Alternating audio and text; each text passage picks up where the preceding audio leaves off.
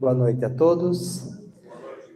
Uma grande alegria estarmos nesta casa novamente. Já estivemos aqui em algumas oportunidades. E sempre uma alegria estarmos reencontrando os companheiros que trabalham, né? Os frequentadores, aqueles que acompanham a doutrina, estudam. Uma grande alegria. Também lembrando do seu Walter dos Santos, companheiro nosso, fundador da casa, seu Manuel, né? Tantos companheiros que estiveram aqui. Nós, então, trazemos uma reflexão sobre a depressão na visão espírita. É um assunto que é bem complexo, um assunto que tem a ver com muitos de nós, familiares, amigos, ou conosco mesmos, né? Um assunto que demandaria um tempo maior, claro, um estudo mais profundo.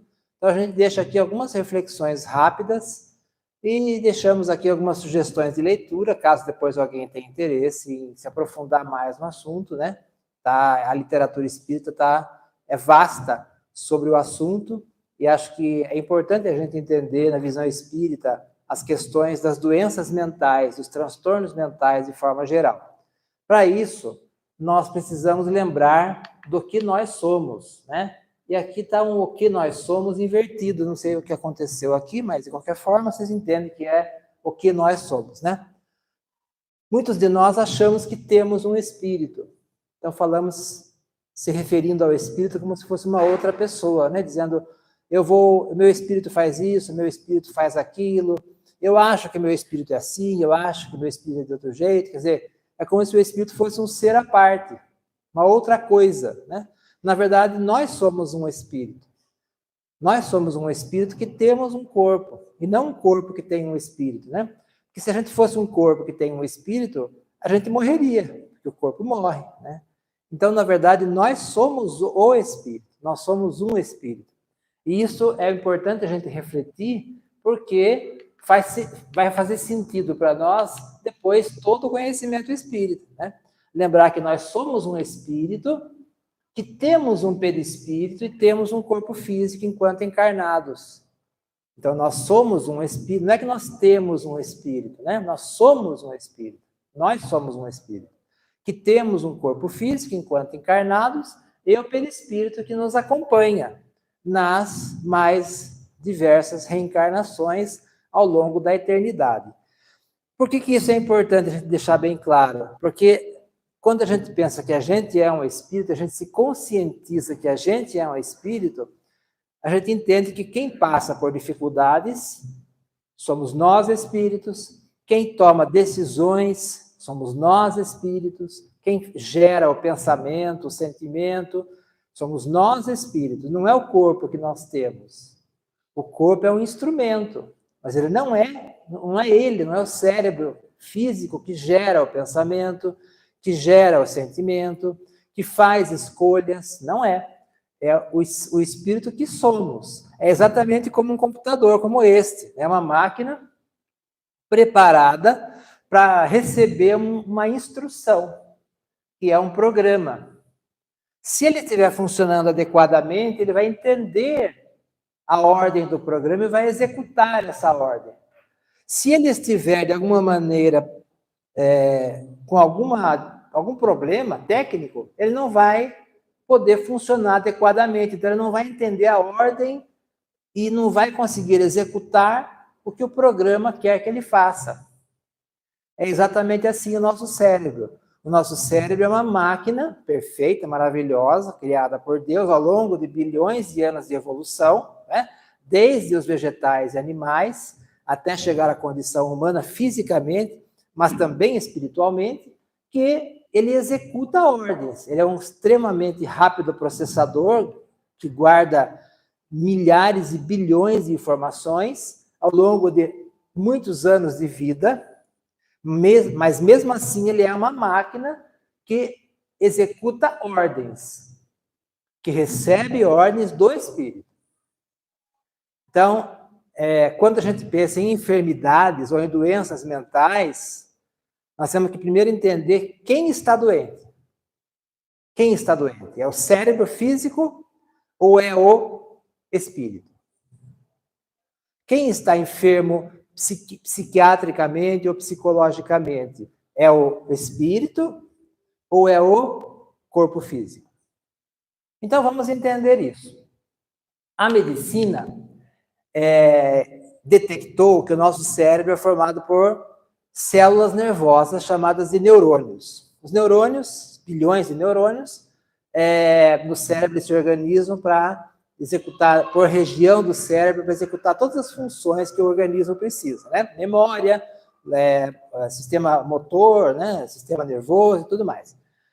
Esses neurônios fazem entre si as suas conexões nervosas por neurotransmissores. Eles não se encostam entre si, como as outras células. Eles fazem comunicações nervosas através de neurotransmissores ou hormônios que são chamados de os famosos, né? Serotonina, dopamina, noradrenalina, dentre outros. Esses neurotransmissores fazem a conexão, chamada de sinapse, entre os neurônios. Então, a medicina entendeu que existe uma regulação orgânica, né, para os neurotransmissores. Então, teoricamente, a pessoa em equilíbrio emocional é aquela que tem um equilíbrio dos neurotransmissores. Ok. Inclusive, são gerados no organismo, não só no cérebro, inclusive no intestino são gerados neurotransmissores.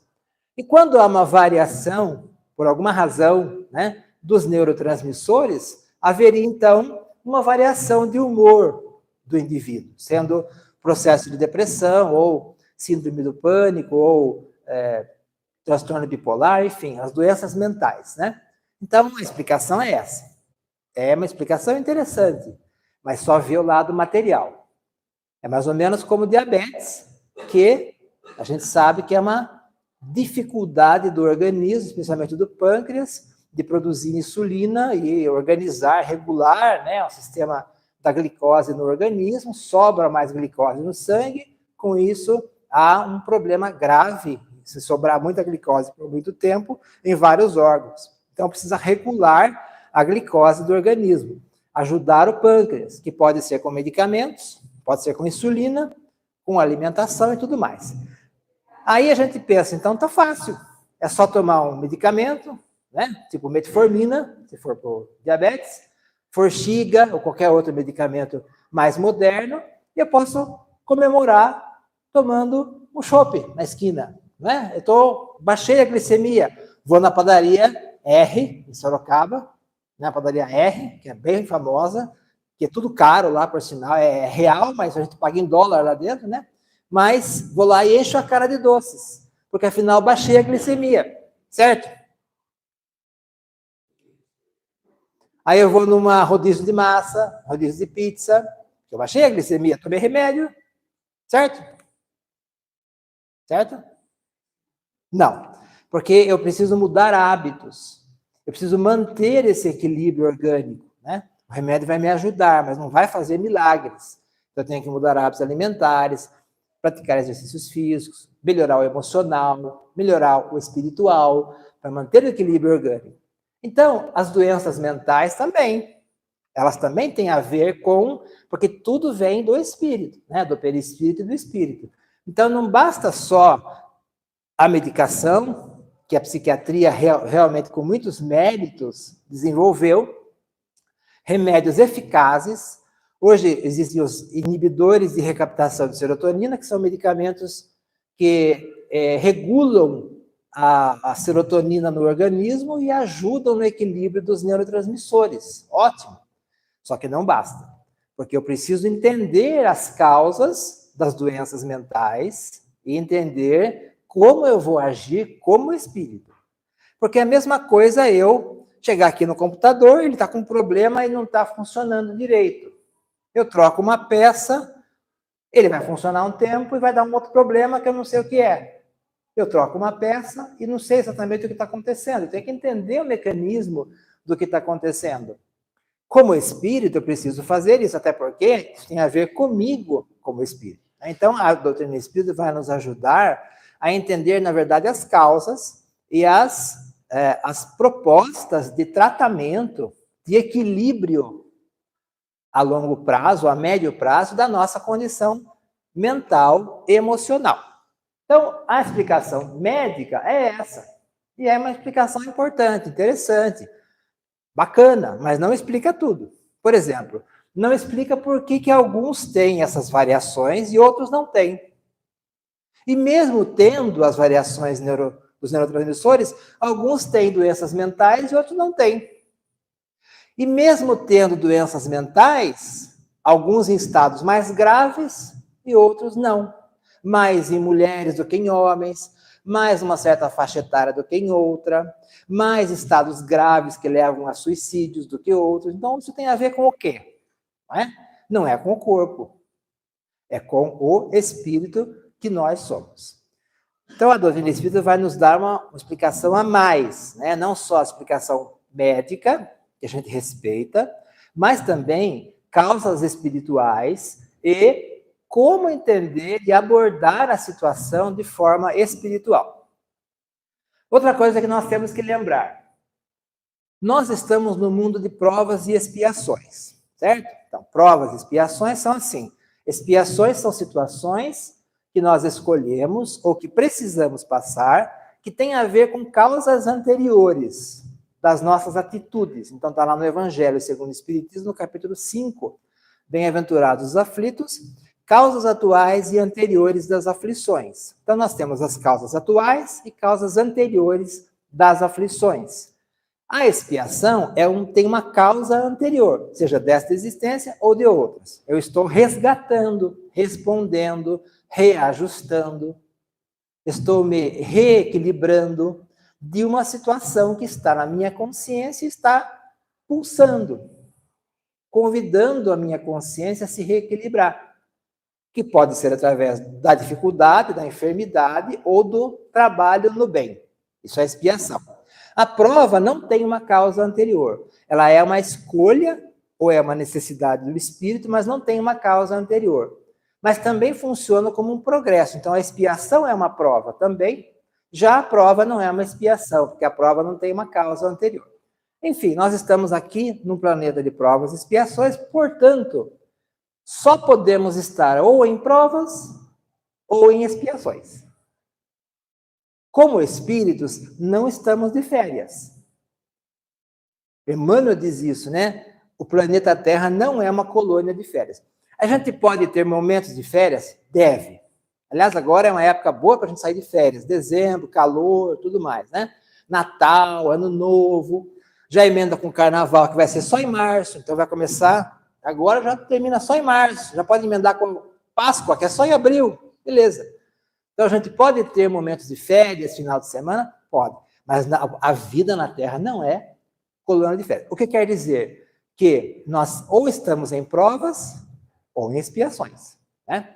Momentos de descanso, momentos de lazer, mas o objetivo da nossa existência na Terra não é de lazer. Não é de lazer, é de enfrentamento de situações. Jesus já nos diz isso, no mundo tereis tribulações, mas tende bom ânimo, eu venci o mundo. Então ele já está nos alertando que o mundo, a vida na Terra, terá tribulações. Mas ele diz, tende bom ânimo, eu venci o mundo. Então nós estamos na Terra para esses enfrentamentos. De quem? Do planeta? Não, da nossa intimidade. Do outro, enfrentar o outro? Não, enfrentar a nós mesmos. Enfrentar a nossa dificuldade, a nossa intimidade, trabalhar as nossas dificuldades para superar a nós mesmos. E Emmanuel tem uma definição de saúde, ele diz que a saúde é a perfeita harmonia da alma. Saúde é a perfeita harmonia da alma. Por isso que nós ainda não temos saúde integral, que não temos uma perfeita harmonia da alma. Por exemplo, já viram aquela passagem do Evangelho que diz assim, naquele dia, Jesus estava com dor de cabeça e não pôde pregar o Evangelho. Lembra dessa passagem? Não. Naquele dia, Jesus acordou indisposto, com problema renal, e não foi poder fazer o sermão da montanha. Tem essa passagem? Porque Jesus tinha a perfeita harmonia da alma. Jesus não tinha enfermidades. Ele tinha a perfeita harmonia da alma, né? Então, nós ainda estamos na busca dessa perfeita harmonia da alma. Então, a enfermidade vai fazer parte. É natural que ela vai fazer parte, porque nós trazemos isso da nossa intimidade. Ué, cadê? Sumiu. Processo de desencarnação do computador e ele desapareceu. Sumiu, enfim. Ah lá, voltou, pronto. Reencarnou o computador. Então, nós estamos aqui para enfrentar a nós mesmos, as nossas próprias dificuldades. E estamos no nosso melhor momento. No nosso melhor momento, com as melhores ferramentas para enfrentar a nós mesmos. Seja uma enfermidade material, física, ou uma enfermidade emocional. Por isso que nem todos têm as mesmas dificuldades. Nem todos, dentro das enfermidades, têm as mesmas dificuldades. Espera um pouquinho, só que eu acho que meu alarme disparou aqui. É a hora de respirar. É a hora de respirar, que ele está lembrando. Então, outra coisa que a gente tem que lembrar. O nosso perispírito, ele é... Agora parou aqui de novo. O nosso perispírito... Não, travou o notebook. Espera aí. Travou o notebook. Deixa eu ver se eu volto aqui. Aí, voltou. É só você chegar perto, sua vibração. O nosso notebook não. O nosso perispírito é um campo eletromagnético. Ele é um campo energético que nós levamos, carregamos conosco ao longo das reencarnações. Ele é um registrador das nossas emoções, das nossas escolhas. Ele é um registrador. Ele é uma projeção da nossa memória integral que está no espírito. Mas, ao mesmo tempo, ele é uma forma do corpo. Então, quando você vai ter a gestação, né, a fecundação, na formação fetal, você vai ter a presença desse perispírito magnetizando o óvulo, para que o óvulo aceite o espermatozoide necessário para formar aquele corpo. Então, o corpo na gestação é um reflexo do perispírito que vai reencarnar ali. Por isso que não existe acaso. E por isso que nós temos reações diferentes a cada situação, não é? Ou então a cada medicação. Cada uma tem uma reação diferente. A medicação faz mais efeito para um do que para outro. Tem reações alérgicas. Não faz efeito para um. O tratamento, às vezes, faz efeito para um, não faz para outro. Por quê? Porque nós temos perispíritos diferentes. Consequentemente, o corpo diferente, que vai ter reações diferentes. E isso é a nossa intimidade, né? A nossa necessidade de reajustes. Muito bem. Dito isto, sabendo que, então, que nós somos espíritos, né? Não somos um corpo que tem um espírito, e sim um espírito que tem um corpo. Um espírito que pensa, um espírito que tem sentimentos, um espírito que faz escolhas, um espírito que está hoje encarnado e amanhã estará desencarnado. Amanhã não quero assustar ninguém. Depois da manhã, não, também não, melhor não. Daqui uns anos vai estar desencarnado, não é? Somos isso, somos o espírito, não somos um corpo, entendeu? Vou repetir de novo, nós não somos um corpo, nós não temos um espírito, nós somos um espírito. Então, quem passa por dificuldades é você, espírito, não é o seu corpo. Porque se fosse o seu corpo que passasse por dificuldades, ele morreria e você perderia a experiência, não é? Então, você que passa pelas dificuldades, com o seu corpo, porque o seu corpo é um instrumento, né? Então, quem tem depressão? É o espírito ou é o corpo? É o espírito. Quem precisa se reajustar? É o espírito. Só que ele está magnetizando esse cérebro, ele está projetando nesse cérebro as suas dificuldades, porque assim ele vai poder enfrentar as suas dificuldades. E assim funciona com o corpo todo, nas mais variadas situações que o corpo enfrenta. Muito bem. O que é a depressão? Na definição médica, é uma tristeza profunda e contínua por pelo menos 2 semanas, pessimismo, baixa autoestima, muitas vezes sem motivo aparente. Feito um diagnóstico disso por psiquiatra. E uma reação mais intensa a uma situação enfrentada do que o esperado. É uma reação desproporcional ao esperado. Por exemplo, a desencarnação, que é o luto, né, de um familiar ou de um amigo. A gente tem o luto, a gente faz o luto, que vai demorar um tempo para cada um, né? Dias, semanas, meses, talvez. Mas a vida continua. A gente está em tristeza, a gente tem momentos de tristeza, a gente vai ter momentos de tristeza por as mais variadas razões, mas a gente vai continuar tocando a vida e vai superando isso aos poucos. Na depressão, não. A pessoa não consegue superar aquele trauma, aquela dificuldade que parece ser simples para nós ou para quem não tem depressão. Mas é complexo para quem está na depressão, porque ela está fragilizada emocionalmente. Se você fratura um braço, você vai no médico, o médico tira um raio-x, olha lá, o senhor fraturou o braço, vamos ter que pôr isso aí no lugar, né? Aí ele põe no lugar, que é uma coisa muito agradável, não deve doer nada, acho, eu nunca passei por isso, mas deve ser muito gostoso fazer isso, né? Aí ele engessa, beleza? Aí depois de um tempo, sei lá quanto tempo, depende de cada um, né? 1 mês, 15 dias, 2 meses, tira o gesso, tira um raio-x, ótimo, seu braço ficou ótimo. Quando você está com gesso, você vai no centro, pergunta o que aconteceu, você fala, quebrei o braço. Ah, tá. Então você não pode fazer tal, você pode pegar aquela, não posso pegar aquela cadeira porque eu quebrei o braço, né? Escreve o nome da pessoa aqui, fulano, se cure logo, desenham, um coraçãozinho aqui, pode pôr até Kardec desenhado aqui se quiser, né? No gesso, pode pôr se quiser. Desenho e tal, porque vai sair depois, curou. Então você está doente e impossibilitado de fazer alguma coisa, todo mundo está vendo. E está compadecido de você. Na depressão, não. Porque a depressão não dá para tirar raio-x. Não dá para você não aparenta estar com depressão. Você está, aparentemente, tudo funcionando, mas não está. Então, parece ser uma coisa inventada, né? Ou parece ser frescura, como diz no ditado popular. Porque não dá para tirar raio-x. A pessoa não está impossibilitada de levantar a cadeira.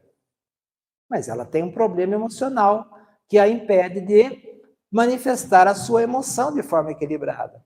Pelo seu cérebro que está em desequilíbrio, mas por uma necessidade espiritual que precisa ser entendida e tratada adequadamente. Certo? Então, essa é a depressão. As causas podem ser hereditariedade, transtornos emocionais, estresse crônico, ansiedade crônica, traumas físicos ou psicológicos. A hereditariedade é uma explicação para várias doenças, né? Desde o câncer, diabetes, doenças cardíacas e tudo mais.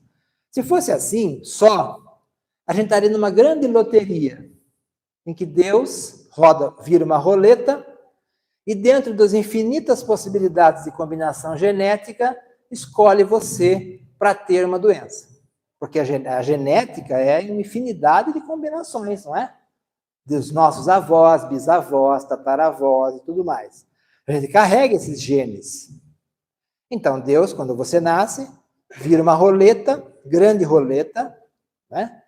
E para no diabetes. Ok, você foi sorteado para ter diabetes. Porque seu avô teve, seu bisavô teve. Por exemplo, meu avô tinha olhos azuis. E eu não tive essa sorte. Se bem que olho azul em gente feia como eu não ia fazer muita diferença também, né? Mas tudo bem.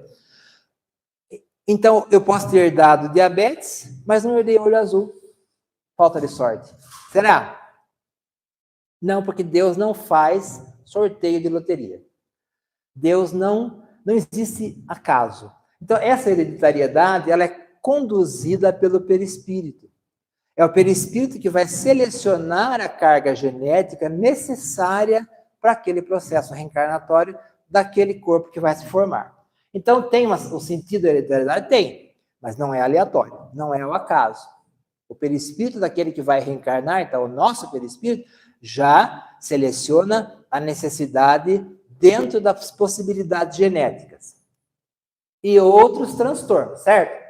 Mas lembrando que nós passamos por traumas psicológicos, nós passamos por traumas físicos, nós passamos por estresse, mas nem todos desenvolvem depressão ou algum transtorno mental.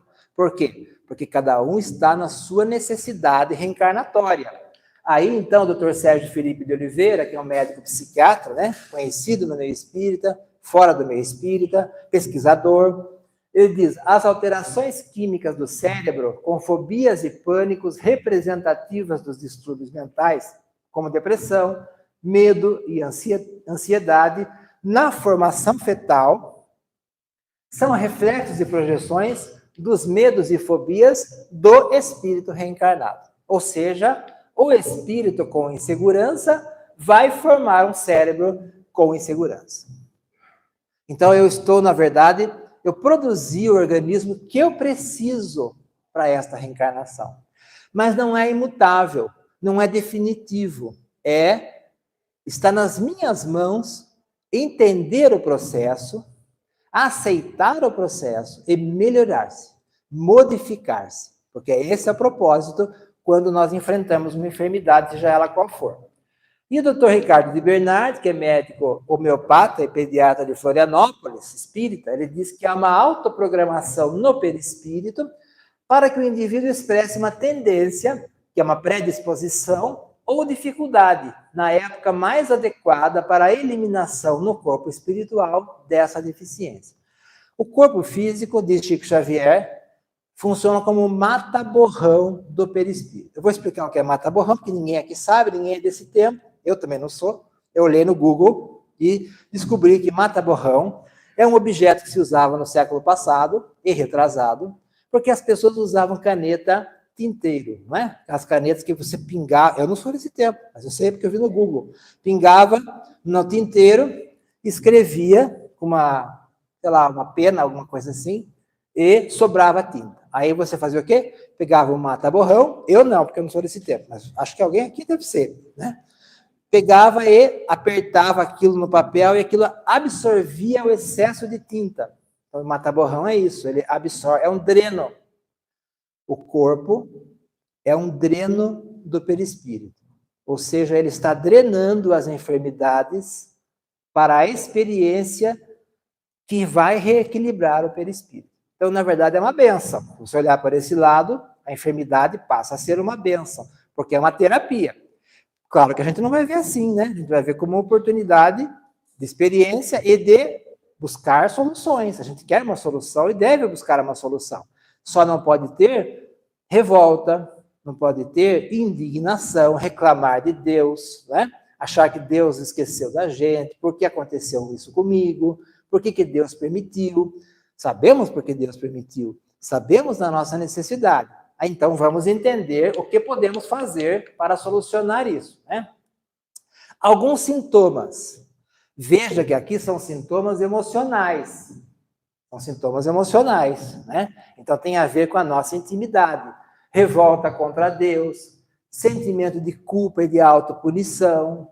O indivíduo não se considera merecedor de felicidade ou de sucesso.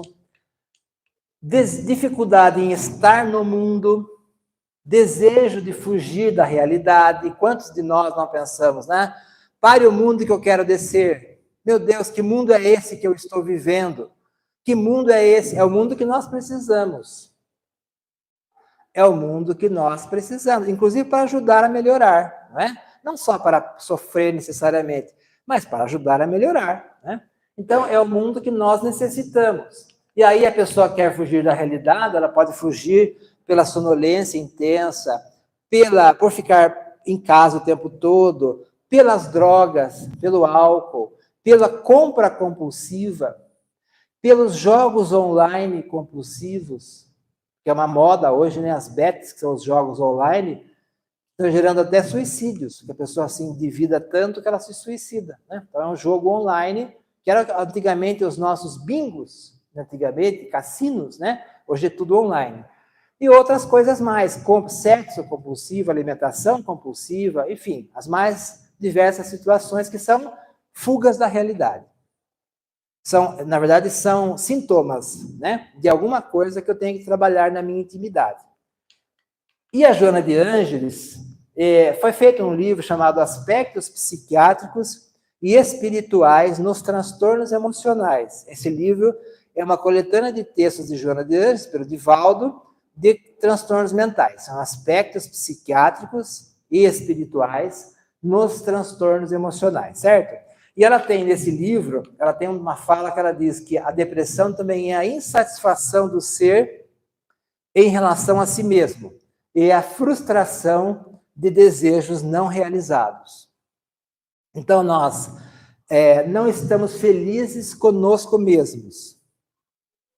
E aí, então, entramos num processo depressivo ou qualquer outro transtorno emocional. Ou toque. O que é o toque?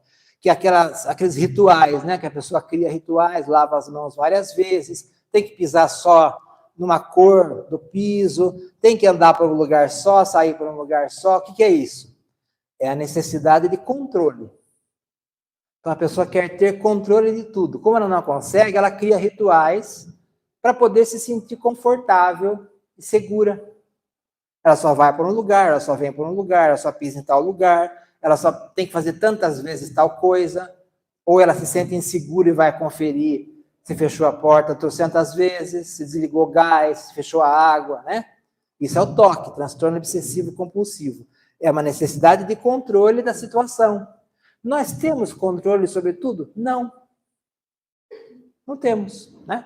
Então não dá para a gente querer controlar tudo. Ou então querer que tudo que a gente quer se realize. Que os nossos desejos sempre se realizem. Que nossos familiares façam o que a gente quer.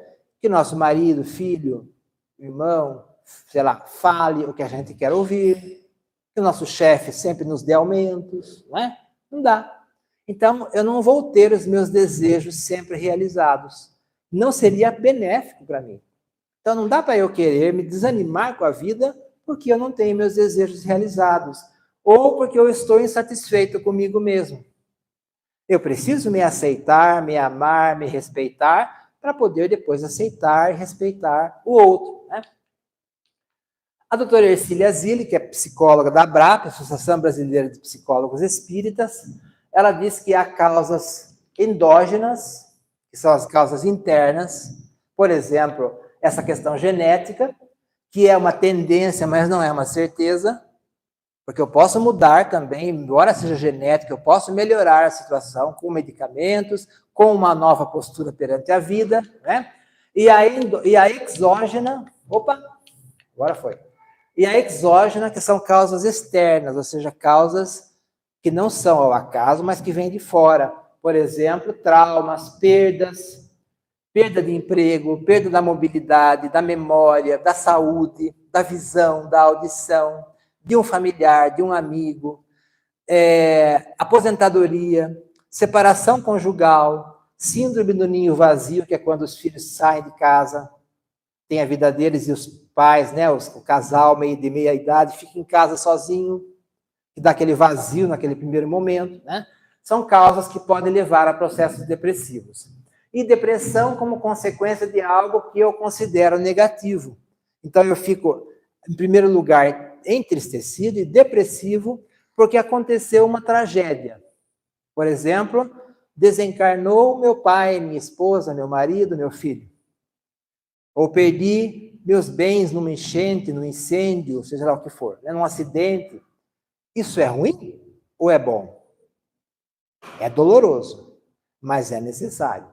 Porque se fosse ruim, se fosse o mal, Deus estaria nos promovendo o mal. Porque é pela vontade de Deus que essas coisas acontecem. E Deus é a fonte suprema do bem. Não é um mal. É desconfortável, é doloroso, é difícil, mas não pode ser um mal. Porque se fosse um mal, Deus estaria nos propiciando criar o mal para nós passarmos, né? E, ao mesmo tempo, a gente pensa assim, quem não passa por isso? Quem nunca teve a experiência da desencarnação de um familiar, de uma... É difícil, mas pode acontecer, né? Ou de um filho. Deus, então, está beneficiando aquela pessoa. É um livramento, a gente fala. Nossa, foi um livramento. Então, Deus me livrou daquela agrura daquele sofrimento, então ele está me beneficiando. Será que é assim? Será que Deus escolhe assim, aleatoriamente? Vai com a nossa cara aquele dia e fala, hoje eu vou tirar você, vou desviar você disso. Você acha que eu vou deixar você passar? Será que funciona assim? Não. Há leis imutáveis e perfeitas na natureza. Então a gente passa por aquilo que nós necessitamos passar, não pelo que Deus aleatoriamente nos permite passar. Certo? Então, o que é o bem e o que é o mal? Paulo de Tarso nos diz, tudo concorre para o bem daqueles que amam o Senhor. Tudo concorre. Tudo. Ele não fala tudo, vírgula, exceto tal coisa. Não. Tudo concorre. E de tudo dai graças. De tudo dai graças. Então, tudo concorre para o bem. Mesmo as coisas mais dolorosas. Porque são das nossas necessidades reencarnatórias pela vontade de Deus, que nos ama. Sabe que nós temos condição de passar. Sabe que nós vamos superar porque sabe da nossa intimidade. Então, quem somos nós para duvidar de nós se Deus confia em nós? Deus confia em nós, porque se Ele nos permite passar pelo que passamos, Ele sabe da nossa capacidade de superar. Quem somos nós para duvidar de nós se nem Deus duvida de nós? Então, nós temos que nos fortalecer a nossa vontade para o enfrentamento que Ele sabe que nós vamos enfrentar e vencer. Porque Ele é Deus e Ele sabe, Ele permite que a gente passe pelo que nós temos condição de passar. Esse livro é muito interessante, muito importante, um livro muito fundamental na literatura espírita sobre depressão, chama Depressão, Doença da Alma, do Dr. Francisco Cajazeiras, que é o médico homeopata, acho, já desencarnado, de Fortaleza. Depressão, Doença da Alma. E ele diz também, eu tirei vários itens dessa exposição, desses livros, né? Não é uma opinião pessoal nossa, não é uma elucubração imaginária, né?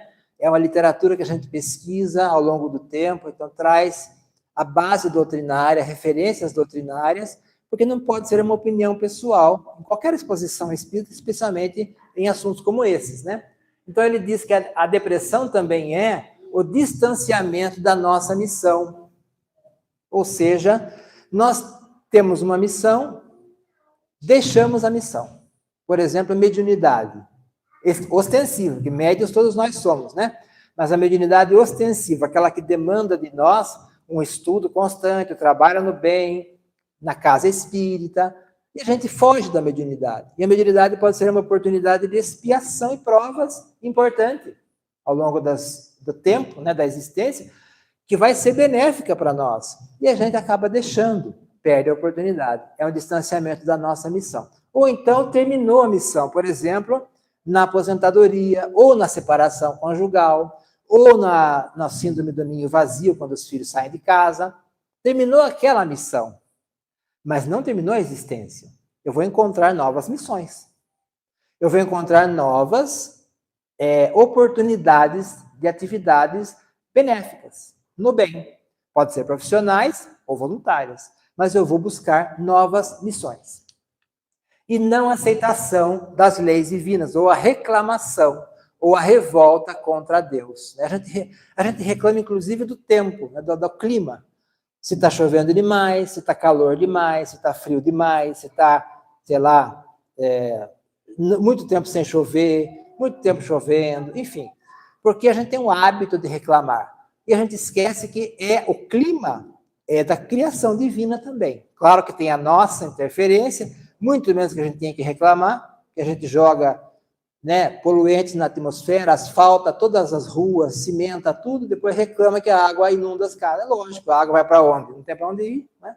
Ou então o calor extremo. Então faz parte da necessidade. Então reclamar da vontade de Deus, né? Reclamar do que nós geramos, não dá, né? Então, até nisso. Então, respeitar as leis divinas. Freud, no seu livro Luto e Melancolia, em 1917, ele chama a depressão de melancolia. E ele estuda pessoas que tiveram perdas, porque para Freud toda perda era um luto, Então, tanto a perda de uma pessoa, de um objeto, de uma condição, de uma situação, era um luto para Freud. E ele estuda que muitas pessoas, muitos de nós, passamos por lutos. E uma parcela de nós gera um processo de melancolia que ele chama de depressão.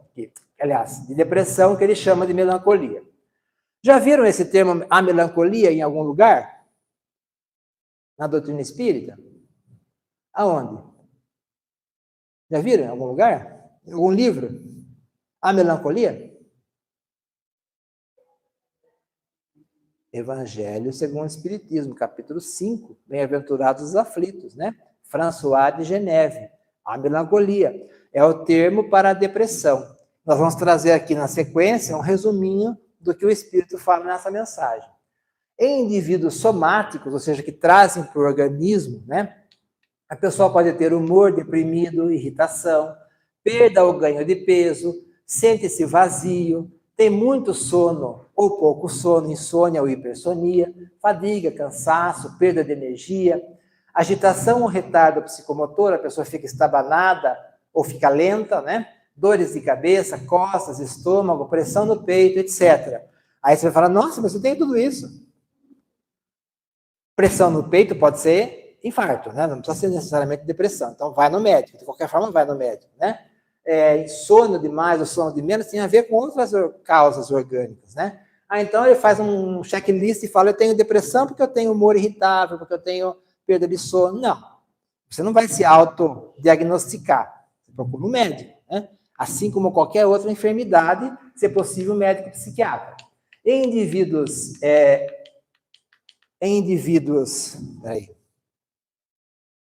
psíquicos, ou seja, que trazem para o emocional, a pessoa fica mais emotiva, reage de forma emocional, com palpitações, diminuição da concentração, medo de enlouquecer, sentimento de culpa, perda de amor pela família, pensamentos suicidas, ataques de ansiedade, sentimento de inutilidade, inadequação, desejo de ficar só, isolado, irritabilidade, redução da libido, indecisão, gritos e lamentos em voz alta.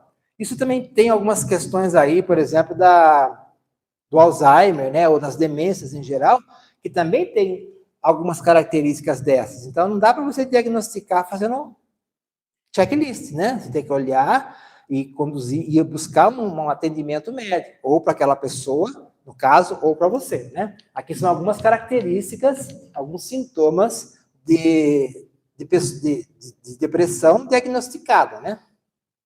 E o suicídio.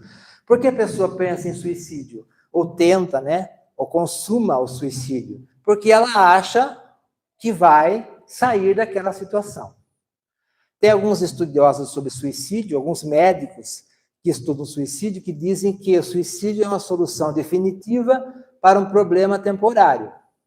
A pessoa está passando por um problema que para ela é muito difícil e ela pensa numa solução.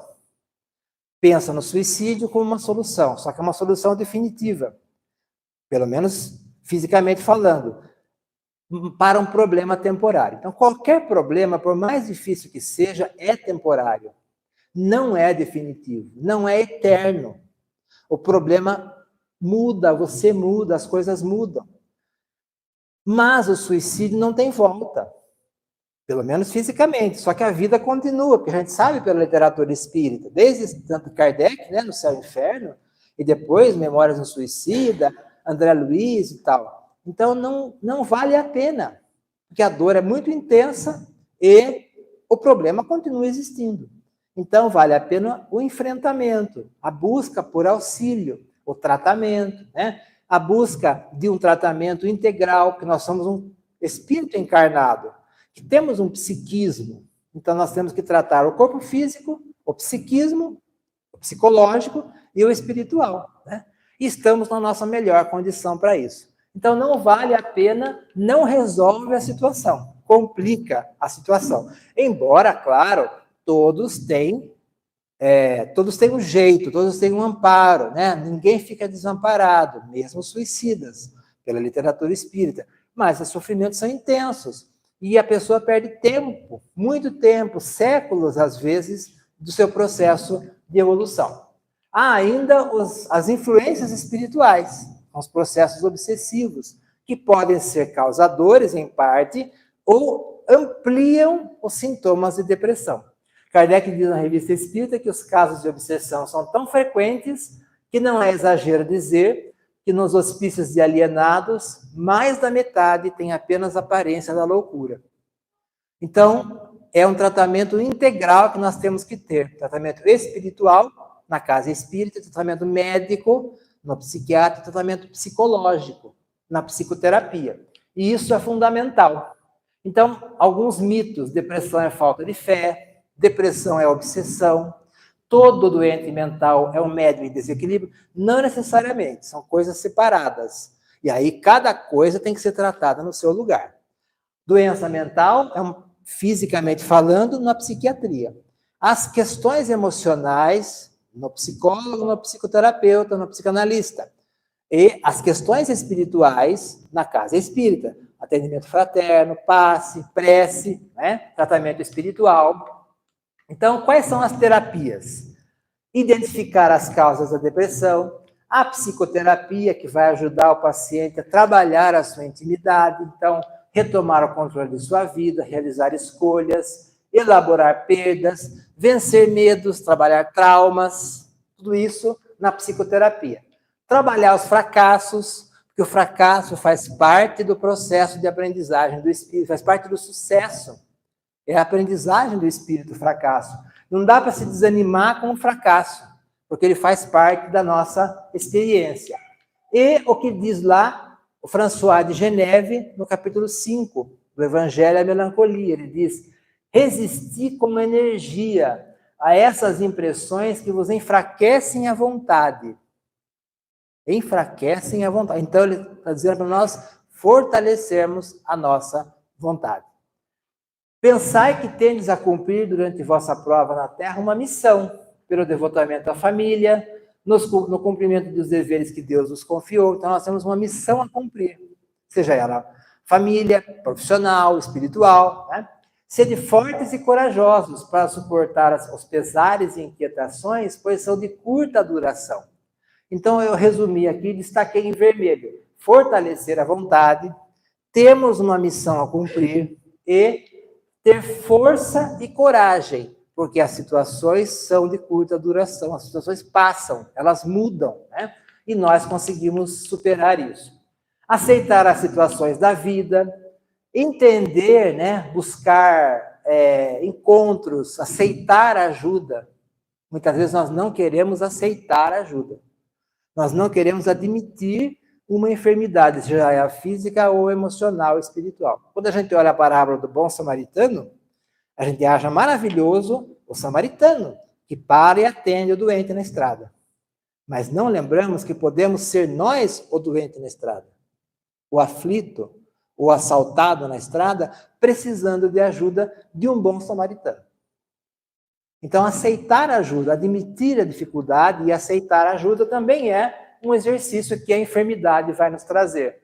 Caridade, trabalho no bem, fortalecer a força e a coragem, né? A vontade, a psicoterapia, a medicação, atividades físicas regulares, atividade no bem, perdoar e perdoar-se, porque também nós precisamos fazer esse exercício da libertação pelo perdão, né? Auto-perdão, e a transformação moral do paciente, a orientação ao desencarnado que a casa espírita vai fazer, prece, equilíbrio espiritual, passe, encontrar uma missão, encontrar uma grande causa, que pode ser uma causa na casa espírita, pode ser uma causa na sociedade, pode ser uma causa profissional, desde que seja voltada para o bem da sociedade, para o bem do próximo.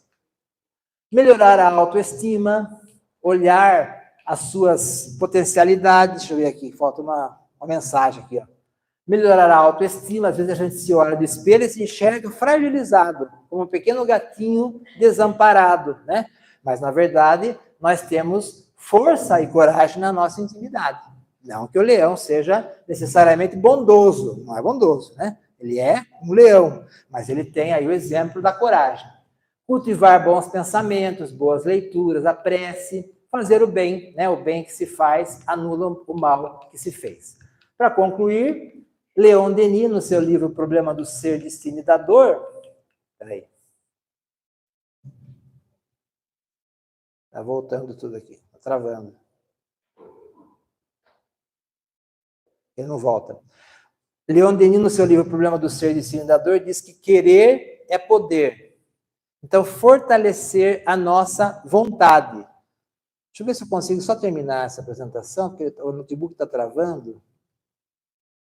Mas tem uma fala final aqui, que Jesus nos diz: no mundo tereis tribulações, mas tende bom ânimo, eu venci o mundo. Ou seja, ele já nos alerta que teremos dificuldades. O mundo material, por si só, o mundo de provas e expiações e ainda as nossas próprias necessidades.